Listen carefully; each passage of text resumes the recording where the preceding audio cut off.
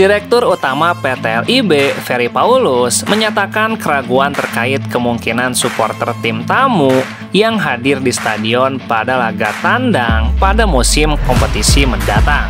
Hal ini disampaikan kepada para wartawan di Stadion Patriot Candrabaga pada 23 Februari dengan alasan meningkatnya insiden kerusuhan di berbagai level kompetisi sepak bola Indonesia.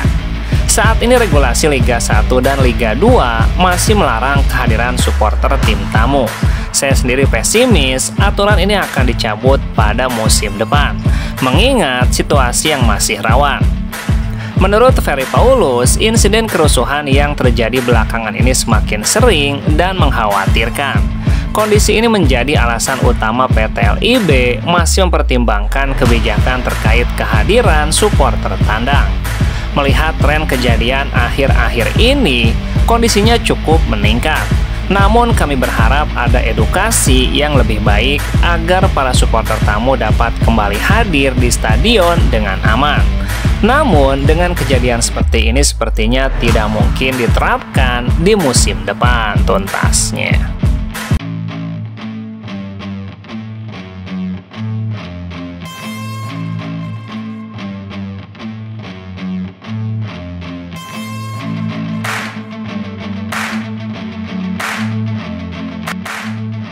Hingga pekan ke-24, Persib sudah 80% juara Liga 1.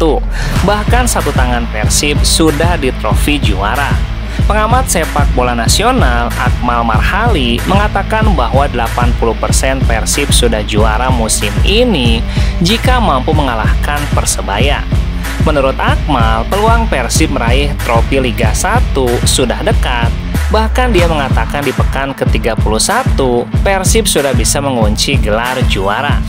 Hingga pekan ke-24, Persib telah mengumpulkan 51 poin, sedangkan di posisi kedua ditempati Dewa United dengan 43 poin. Kuncinya saat Persib akan tandang ke markas Persebaya. Menurut Akmal, jika Persib menang dari Persebaya pada 1 Maret, maka persaingan meraih juara tinggal Persib dan Dewa United. Dan saya masih pegang komitmen dan omongan saya, prediksi saya Persib akan juara di pekan ke-31. Akmal menilai kuncian juara Persib ada di laga melawan Persebaya.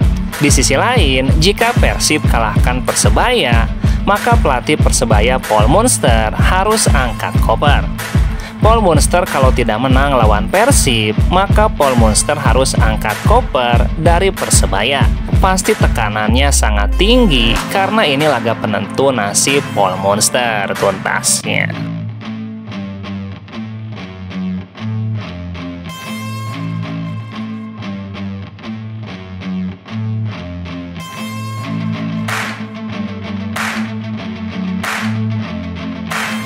Gelandang Persib Bandung, Rahmat Irianto, merasakan duka mendalam setelah sang ayah Bejo Sugiantoro meninggal dunia.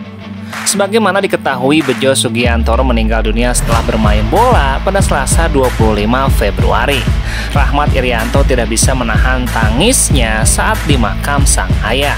Sehari setelah pemakaman, Rian menuliskan pesan perpisahan untuk mendiang ayahnya melalui unggahan pada Instagramnya. Rian mengunggah sejumlah foto-foto kebersamaannya dengan sang ayah.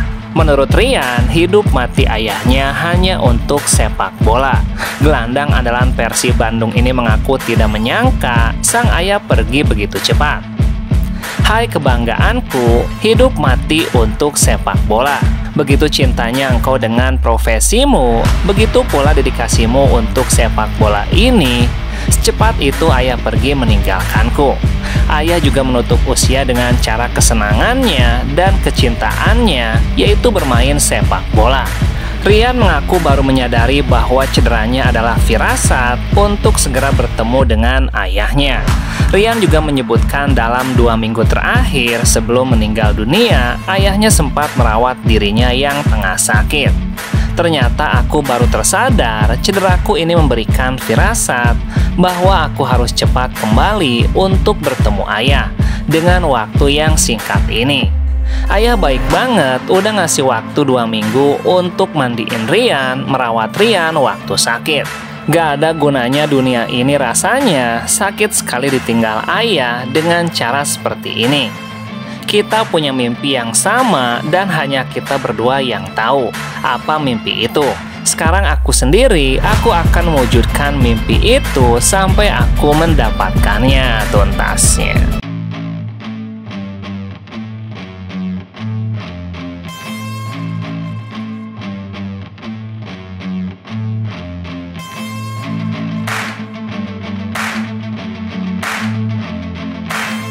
Komdis PSSI resmi menjatuhkan berbagai sanksi larangan bermain maupun denda kepada sejumlah klub, mulai dari kompetisi Liga 1 dan Liga 2. Untuk kontestan Liga 1 ada gelandang Persebaya Surabaya asal Portugal, Gilson Costa, yang mendapatkan sanksi tambahan larangan bertanding 2 laga karena kartu merah yang ia dapat saat menghadapi Persis Solo. Selain itu, ia juga mendapatkan sanksi denda sebesar 10 juta. Gelandang Persebaya itu pun tampaknya harus mengubur impiannya tampil dalam laga El Clasico saat menjamu Persib Bandung pada akhir pekan nanti. Dalam rilis yang diterbitkan Komdis PSSI, Gilson Costa mendapatkan sanksi berupa tambahan larangan bermain sebanyak 2 pertandingan dan juga dikenakan denda 10 juta. Hal itu lantaran saat laga menghadapi tuan rumah Persis Solo, Gilson Costa melakukan pelanggaran serius. Ia bertindak kasar menggunakan tubuhnya secara berlebihan terhadap pemain lawan dan mendapatkan kartu merah langsung. Itu berarti setelah ia absen 2 laga menghadapi PSBS Biak dan Dewa United, gelandang asal Portugal ini kemungkinan kembali absen saat menghadapi Persib Bandung dan PSM Makassar.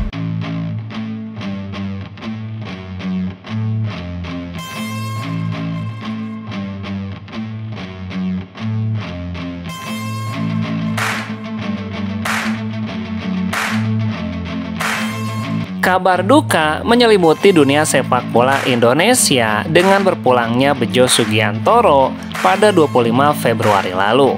Kepergiannya yang mendadak menjadi pukulan berat bagi keluarga, terutama putranya Rahmat Irianto yang saat ini membela Persib Bandung. Pelatih kepala Persib Bandung Boyan Hodak mengungkapkan rasa terkejut dan duka cita mendalam atas kabar tersebut. Ia menyatakan bahwa seluruh tim sangat terpukul dengan berita ini, terutama mengingat usia mendiang Bejo Sugiantoro yang masih relatif muda. Itu sangat menyedihkan karena mendiang masih sangat muda. Tentu saja ini adalah sebuah kejutan besar, terutama bagi Irianto, bagi kami semua juga. Boyan juga menyoroti situasi sulit yang dihadapi Rahmat Irianto saat ini. Selain kehilangan sang ayah, Irianto juga tengah menjalani pemulihan cedera ACL yang memaksanya absen di sisa musim ini. Pelatih asal Kroasia itu juga menegaskan bahwa klub akan memberikan dukungan penuh kepada Irianto dalam masa-masa sulit ini. Saat ini Irianto juga sedang cedera, jadi ini bukan waktu yang baik baginya. Tapi dia akan mendapatkan dukungan penuh dari semua orang di klub.